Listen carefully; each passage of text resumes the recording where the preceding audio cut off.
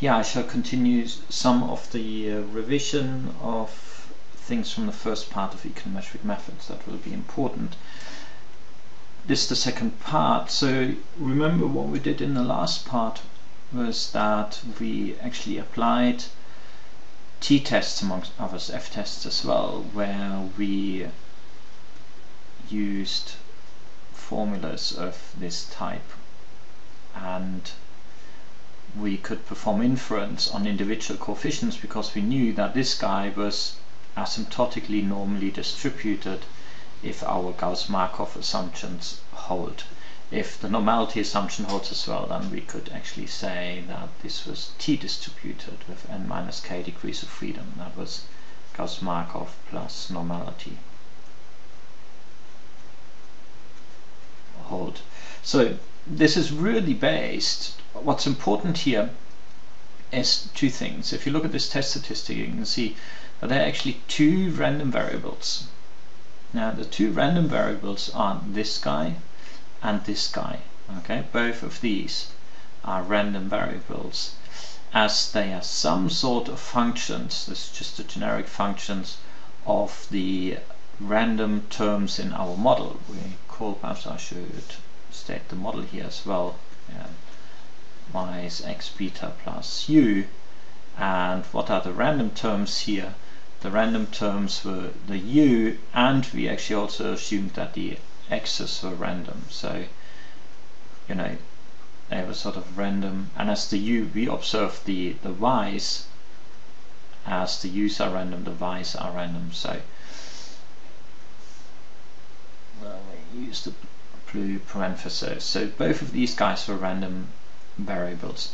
That means we will have distributions for both of these, okay, for the s b hat I and for the beta I hat, okay, or more generically for the beta hat, the whole vector of the coefficients. Now, well, mainly I'm going to talk a little bit about the distribution of this guy here, okay, of beta hat.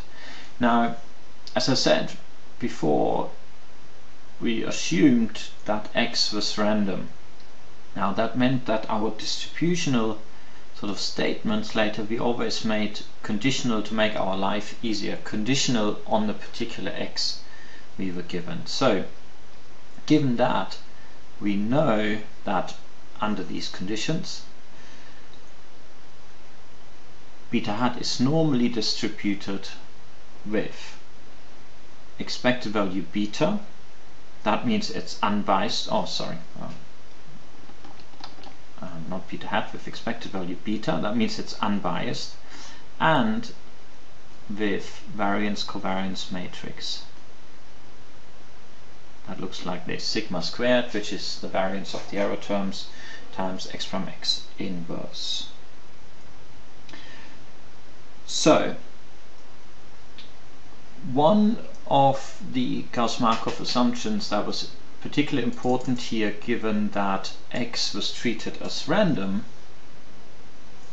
was that x is an exogenous variable. Okay, it's a random variable, but it's meant to be, or it had to be, exogenous. What do we mean by this? By this we mean that a measure of the correlation between x and u is equal to 0. More precisely, we assume this term. What does that mean? The probability limit, as n goes to infinity, we expect that this guy gets extremely close to 0. That's what it means in as plain terms as possible. So this was an assumption which we needed. Okay, so this was part of the Gauss-Markov assumptions. So let me I just want to briefly review why we need this assumption. Okay, why is this important? Why is this important? So you can perhaps already imagine that if I'm so particular about this, that at some stage in this course later, this assumption is going to be breached, and we need to understand what happens there. So it's worthwhile to get clear why we need it, to be clear about why we need this. So I'll just restate our model. We know that our Ols estimator was calculated by this beautiful formula, which you will know in your sleep, I hope. You'll possibly also remember that a useful way of reformulating this was by replacing y with the actual model specification. So we have x beta plus u, and then we could do a little bit of algebra, and the outcome of which was this guy. Okay, so this was beta hat. That's just, you know, a little bit of algebra from here to here. Now, when we try to establish whether beta hat was unbiased, what we would do is we would ask the question, what's the value for the expected value for beta? Now, I should, of course, repeat that if x was random, we always make the statement conditional on x. Now, it turns out that if this guy is equal to beta, then of course beta hat is unbiased. So what do we need for this? For this we need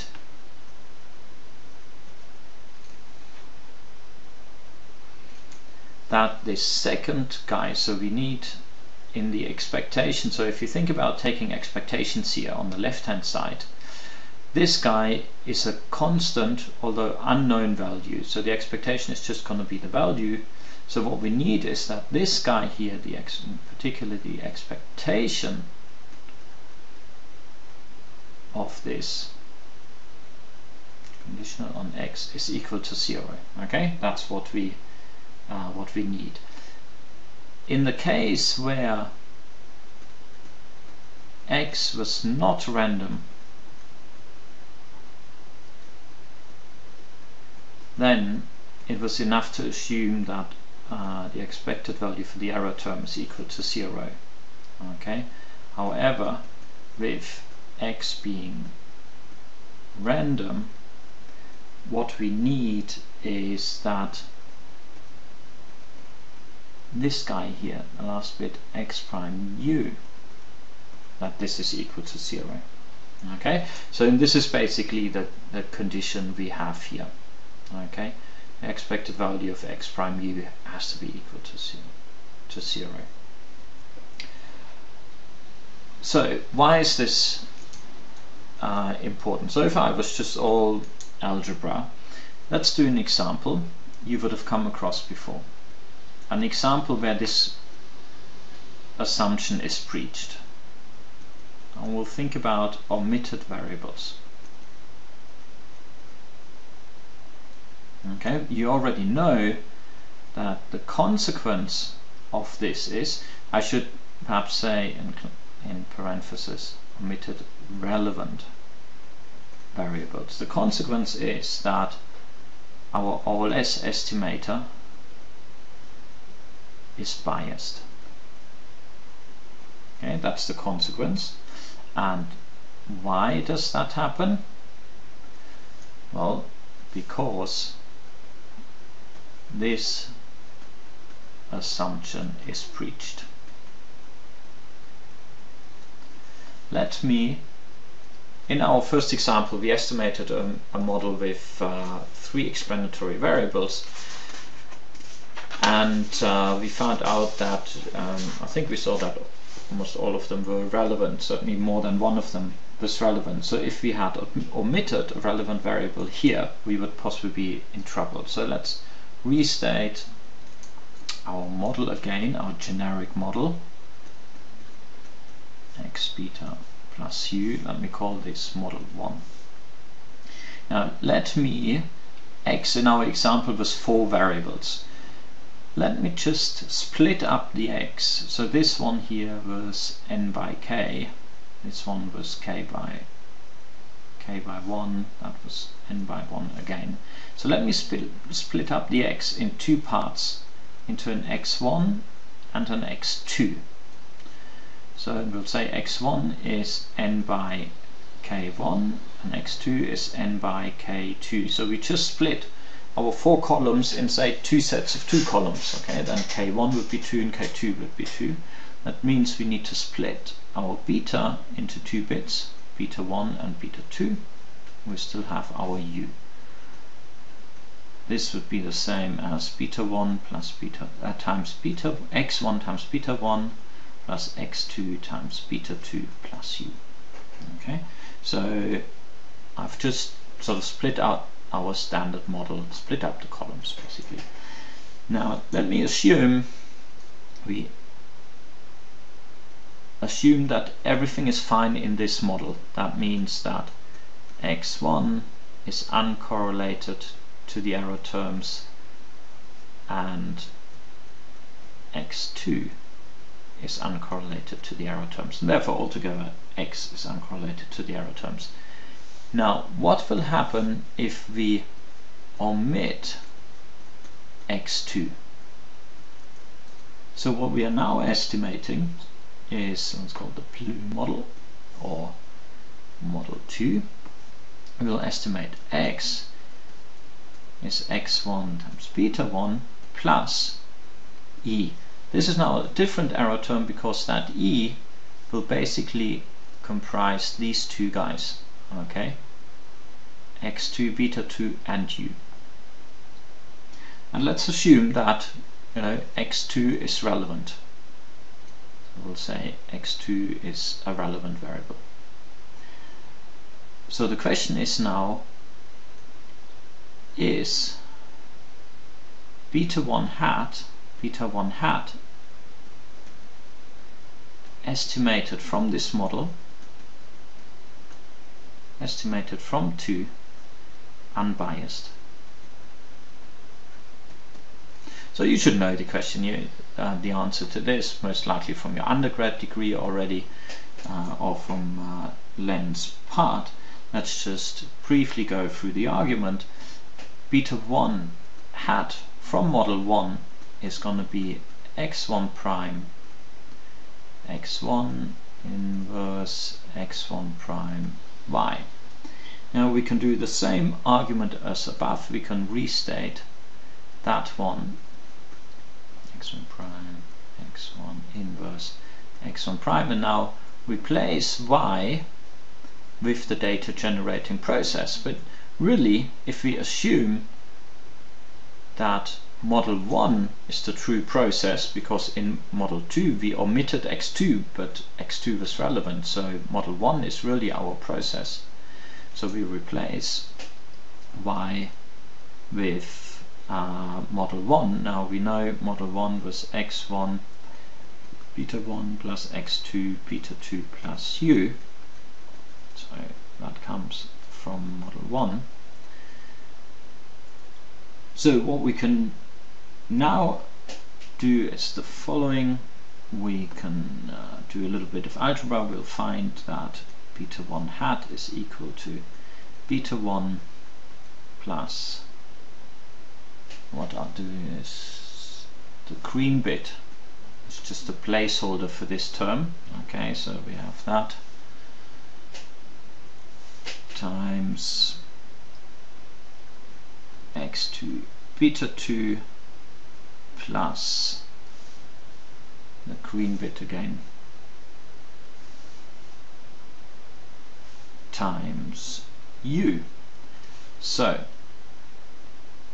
and now of course when we are asking whether something is unbiased, we'll take expectations, beta 1 hat, again conditional on x, so that's going to be beta 1 again. Now what do we have here? Actually that was not a very good economy. I'll just write this in here, x1 inverse x1 prime, and here we have x1 prime x1 inverse x1 prime. So this guy here we assumed above that the expected value of x1 prime u is equal to 0. We assumed that above. Well, we assumed that here. So we can therefore assume that the expectation of that last term will be 0 again. So let me just add a 0 here in the end. That comes from that last term. But what about the expectation of that middle term? x1 prime, x1 inverse, x1 prime, x2, beta 2, conditional on x. Now what about this? The question is that equal to 0? Okay, so that's the question mark. And it turns out that this will be 0 only if one of two conditions is given. Beta 2 is equal to 0. That would be the case where x2 is irrelevant, but we ruled that out before. We said x2 was relevant. The other case is where the expected value of x1 prime, x2 is equal to 0, and that is where x1 and x2 are uncorrelated.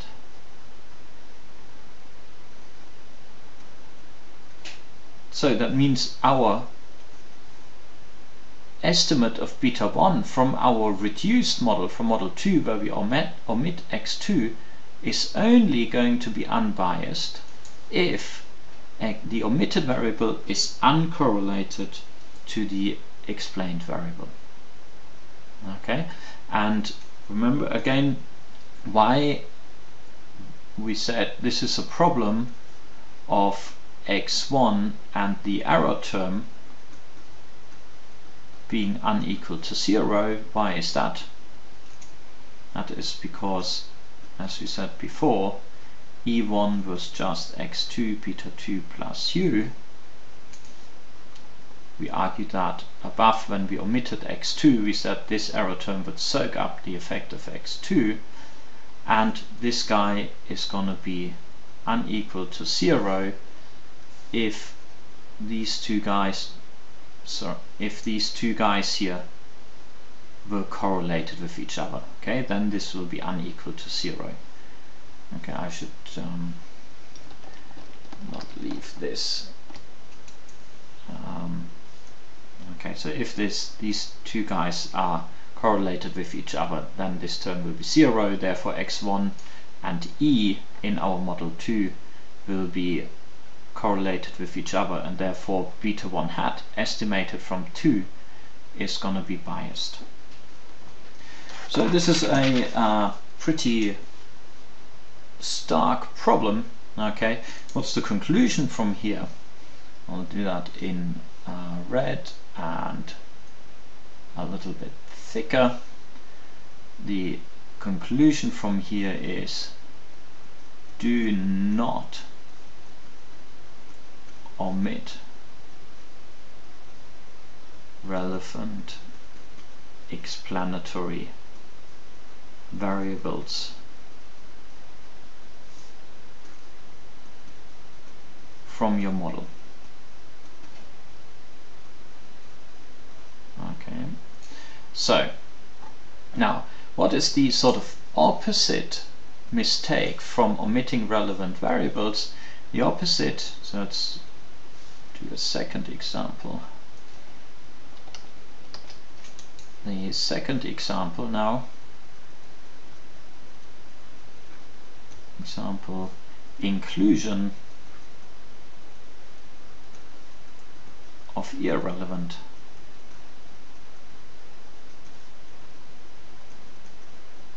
variables. So what consequence does this have? So why are we asking these two questions? Well, in practice, when you estimate a model, you have to ask yourself, am I rather including, I may have a bunch of explanatory variables which I'm considering including, but I'm not quite sure whether I should or not. So I'm not quite sure, are they relevant or not? The question is, shall I leave them out or shall I put them in? we answered the question, shall I leave them out? The answer is, well, not unless you're certain they are irrelevant, because otherwise your resulting estimators are unbiased. So then you say, alright, then I'll just include them. But what if some of these variables are indeed irrelevant? What happens then? And that's the question we're going to answer here. We do that without much formalities, just a little bit. I want you to understand what the answer to this is. So let's say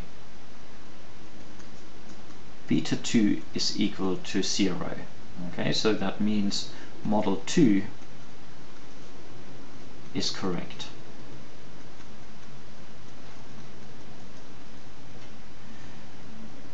So then the two options are estimating beta 1 from model 1 or from model 2. And we know model 2 is the correct one. Model 1 is over specified because it will now include the x2 variables, which we just assumed to be irrelevant. So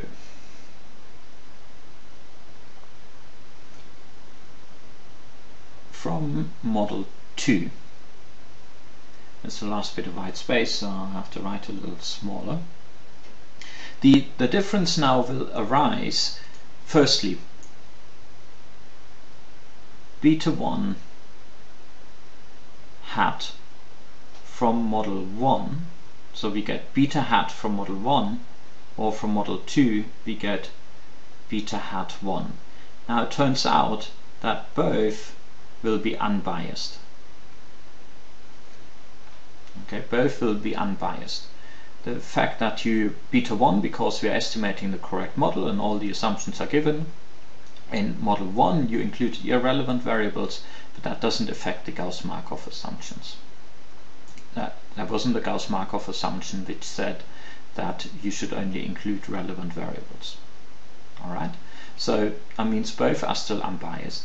The difference will now arise in the variance of beta 1 hat. Okay, so now if we are using model 2, remember the variance for beta 1 hat always conditional on x, or for that model it would be conditional on x1 only, but I'll just leave it x1 is part of x, is going to be the estimated variance of the residuals times x1 prime x1 inverse. From model 1 we get the variance for the entire beta conditional on x, and that's going to be the estimated variance for u times x prime x inverse. That's just the formulas which you know. Now what's the difference between these two? Let's go back to model 2. Now this guy, actually as well as this guy, these are scalars. But what about x1? x1 is an n by k1 variable. So this part here, x1 prime x1, is going to be, dimension of this is going to be k1 by k1. What about this guy here, x prime x? X is n by k, so x prime x is going to be k by k. Now all I really want to say is the following. So this is going to be k by k1 by k1, this is k by k. Think about this being a matrix. Okay, for instance a 2 by 2 matrix if k1 is 2, and this guy over here being a larger matrix, a 4 by 4 matrix, because earlier we used the example where k was 4. Now the things we want to compare is the variance covariance matrix to beta 1 hat. That's a 2 by 2. Beta 1 hat is a 2 by 1 matrix, therefore we have a 2 by 2 variance covariance matrix. Remember how we divided beta? We said beta is going to be b1 divided into b1 and beta 1 and beta 2. So the equivalent to this variance covariance matrix in this big one is just this upper block here. So what we are now interested in is comparing these two bits. And you know that we are usually interested in this because we are interested in the variances or standard errors for the individual estimated parameters. And it now turns out, without me making a particular argument for this, I'm just state this and I want you to know this, is that if we estimate the variances for beta 1 hats from this model, from model 2, we get these sort of red values. If we estimate them from model 1, we get these two red values. And it turns out that actually I should use different, let me just use a different color here. I use a little turquoise, okay. So it turns out we are comparing the red values compared to the turquoise values, and it turns out that the red values, the variances we get for beta 1 hat, are smaller than the variances we get for beta 1 hat but estimated from 2. That means that we can estimate beta 1 hat is estimated more precisely